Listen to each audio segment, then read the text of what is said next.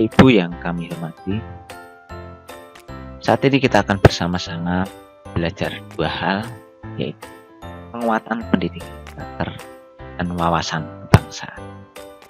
Tujuan dari kegiatan ini adalah Bapak Ibu dapat menjelaskan nilai-nilai utama dalam PPK. Yang kedua, menjelaskan implementasi PPK di kelas atau di sekolah. Yang ketiga, menjelaskan konsep Wasbang atau wawasan kebangsaan. Yang keempat, menjelaskan implementasi Wasbang. Materi pertama dan ketiga merupakan suatu teori untuk menambah pengetahuan kita di dalam kita mendidik anak bangsa. Dan yang terpenting adalah kita dapat mengimplementasikan, yaitu penguatan pendidikan karakter dan wawasan kebangsaan kepada anak didik kita, baik di kelas ataupun di satuan pendidikan tempat kita mengajar. Bapak Ibu, yang pertama tentang PPK atau penguatan pendidikan karakter. Penguatan pendidikan karakter merupakan program pendidikan di sekolah yang bertujuan untuk memperkuat karakter siswa melalui harmonisasi olah hati, olah rasa, olah pikir, dan olahraga dengan dukungan pelibatan publik dan kerjasama antara sekolah, keluarga, dan masyarakat yang merupakan bagian gerakan Nasional Revolusi Mental atau GNR. Dalam hal ini saya garis bawahi, yaitu memperkuat karakter siswa. Dan ini merupakan suatu program nasional dari pemerintahan saat ini, yaitu Gerakan Nasional Revolusi Mental. Dengan demikian, kita sebagai ujung tombak dari pendidikan yang secara langsung mendidik dari generasi-generasi penerus bangsa ini, marilah kita perkuat tentang karakter siswa ini. Betapa pentingnya PPK itu, yang pertama adalah belum optimalnya sinergi tanggung jawab terhadap pendidikan karakter anak antara sekolah, orang tua, dan masyarakat. Jadi marilah kita mengoptimalkan tentang pentingnya pendidikan karakter ini bagi kita. Karena kita setiap hari ketika pembelajaran tatap muka, kitalah yang bertemu dengan anak-anak, yang mendidik mereka, dan kita juga yang mengajarkan mereka tentang karakter-karakter yang positif. Yang kedua, pengaruh negatif globalisasi terutama di hidup remaja, serta pudarnya nilai-nilai religiusitas dan kearifan lokal bangsa. Di sini ada kata kunci pengaruh negatif. Jadi tidak dapat dipungkiri lagi atau tidak dapat ditahan lagi tentang globalisasi ini. Tetapi dalam globalisasi ini ada dampak negatif dan dampak positifnya. Dan pengaruh negatif inilah yang harus kita tangkal. Kita sebagai pendidik, marilah kita mendidik anak-anak bangsa supaya terhindar atau terlepas dari pengaruh negatif globalisasi ini. Yang ketiga adalah terbatasnya pendampingan orang tua yang mengakibatkan krisis identitas dan disorientasi tujuan hidup. Ketika kita pembelajaran tatap muka mulai jam 7 sampai jam 12, itu anak-anak didik kita sama-sama dengan kita. Jadi orang tua tidak bisa mendampingi mereka. Jadi itu adalah tanggung jawab kita. Tanggung jawab kita sebagai seorang pendidik untuk mendidik anak-anak sehingga dapat memiliki karakter yang lebih baik. Urgensi penguatan pendidikan karakter atau PPK. Yang pertama adalah pembangunan SDM sebagai fondasi pembangunan bangsa. Yang kedua, menghadapi kondisi degradasi akhlak, moral, dan budi pekerti. Yang ketiga, menghadapi dinamika dan tantangan era global. Yang keempat, generasi emas 2045 yang berdaya saing dan berjiwa Pancasila. Dari keempat hal inilah yang menjadi urgensi penguatan pendidikan karakter. Berikutnya Bapak Ibu adalah kita akan menyegarkan kembali ingatan kita tentang nilai utama pendidikan karakter. Yang pertama adalah religiusitas atau religius. Yang kedua adalah nasionalisme. ketiga kemandirian, keempat gotong royong, yang kelima adalah integritas. Yang pertama tentang religiusitas, ada beberapa sub nilai utama. Bapak Ibu, kita sudah hafal dengan hal-hal ini, dan mari kita terus praktekkan, implementasikan di dalam setiap kegiatan kita di tempat kita mengajar. Yang kedua, nasionalisme, ada beberapa hal itu, jadi kita meningkatkan cinta tanah air ya, dan lain sebagainya itu. Kemandirian juga terus kita tingkatkan, salah satunya adalah kerja keras sehingga anak-anak bisa memiliki etos kerja yang tinggi, dan dalam konteks kita di sekolah adalah mereka dapat belajar dengan tekun, dengan giat. Yang keempat adalah gotong royong, bicara tentang kerjasama. Yang terakhir adalah integritas, jadi anak-anak dapat memiliki integritas yang tinggi, ya, salah satunya adalah kejujuran.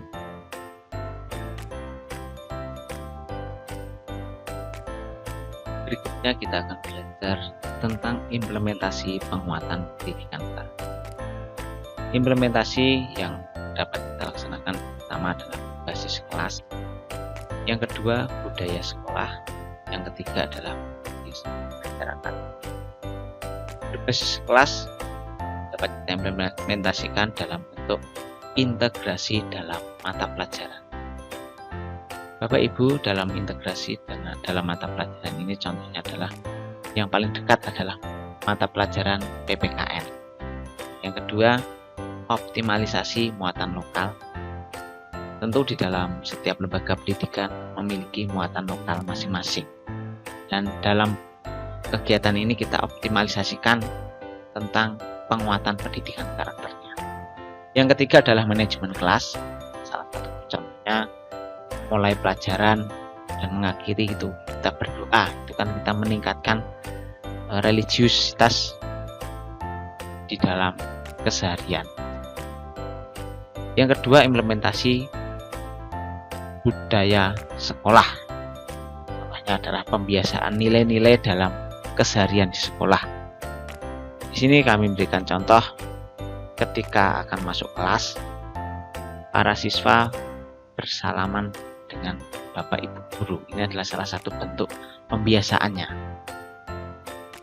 Yang kedua, keteladanan pendidik. Kita sebagai pendidik merupakan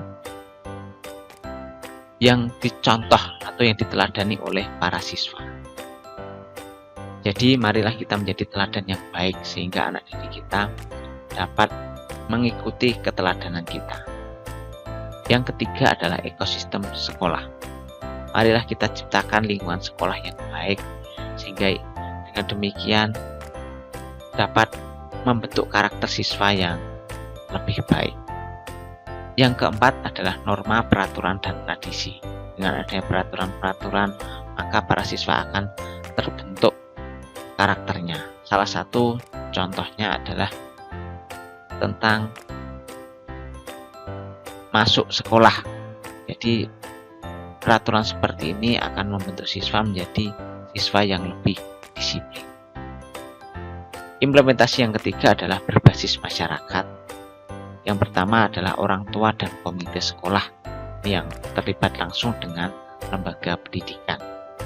Yang kedua, dunia usaha.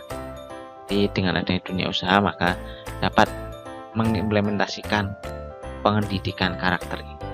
Yang ketiga, akademisi. Yang keempat, pegiat pendidikan. Dan yang terakhir adalah pelaku seni, budaya, sastra, dan bahasa. 5 hal ini yang dapat mengimplementasikan tentang penguatan pendidikan karakter. Berikutnya Bapak Ibu, kita akan belajar bersama-sama tentang wawasan kebangsaan. Wawasan kebangsaan ini mencakup 5 hal. Yang pertama adalah konsep masyarakat multikultural. Yang kedua adalah makna simbol Garuda Pancasila. Yang ketiga adalah konsep pahlawan. Yang keempat, letak NKRI atau Negara Kesatuan Republik Indonesia. Yang terakhir adalah harmoni sosial. Mari kita bahas satu persatu. Yang pertama adalah pengertian masyarakat multikultural. Pengertian masyarakat multikultural pada hakikatnya merupakan masyarakat yang mempunyai banyak suku bangsa, budaya dengan beragam adat istiadat dalam kerangka hidup bersama, berdampingan satu sama lain, yang sederajat dan saling berinteraksi dalam suatu tatanan kesatuan sosial. Dalam hal ini saya garis bawahi banyak suku bangsa dan budaya dengan beragam adat istiadat. Bapak Ibu yang kami hormati, di lingkungan kita mungkin banyak sekali perbedaan-perbedaan. Jadi dengan adanya perbedaan ini, mari kita hidup bersama, berdampingan satu sama lain, sehingga dapat hidup dengan rukun.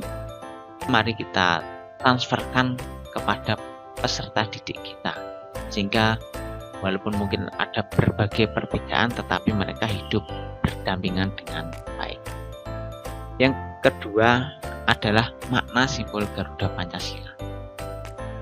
Penggunaan Garuda Pancasila sebagai lambang negara diatur dalam Undang-Undang Nomor 24 Tahun 2009 yang menyatakan bahwa lambang negara kesatuan Republik Indonesia berbentuk Garuda Pancasila yang kepalanya menoleh lurus ke sebelah kanan, perisai berupa jantung yang digantung dengan rantai pada leher Garuda, dan semboyan Bhinneka Tunggal Ika ditulis di atas pita yang dicengkeram oleh Garuda.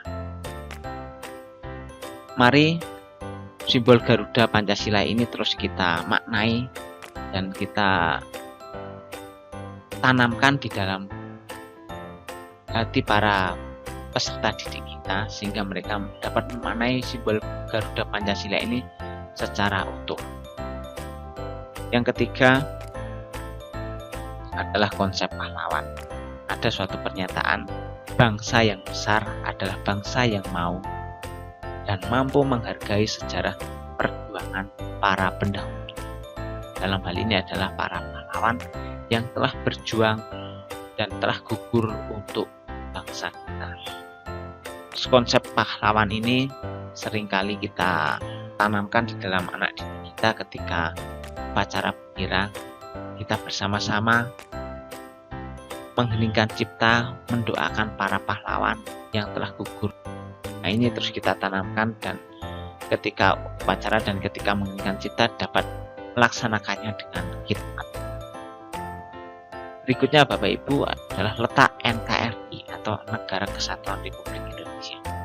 Ada pernyataan NKRI harga mati, dan mari itu kita tanamkan sehingga benar-benar menjadi Negara Kesatuan Republik Indonesia.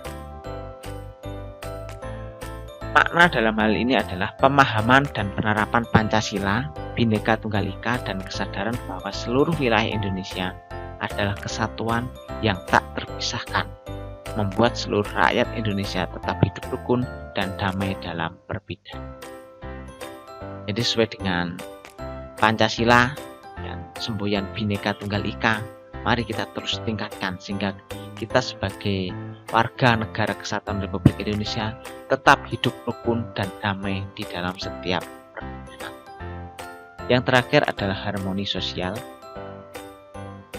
Harmoni sosial merupakan sebagai sebuah keadaan masyarakat yang anggotanya saling berhubungan secara baik dan saling menghargai satu sama lain, jalan dan serasi dengan tujuan masyarakat. Di sini ada kata kunci saling berhubungan.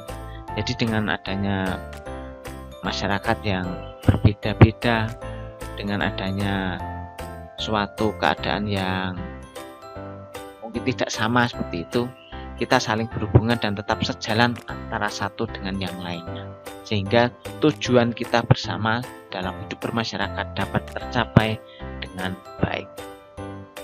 Bapak Ibu yang kami hormati, itu adalah pengertian-pengertian atau teori-teorinya, dan mari saat ini kita akan pelajari bersama tentang implementasi wawasan kebangsaan.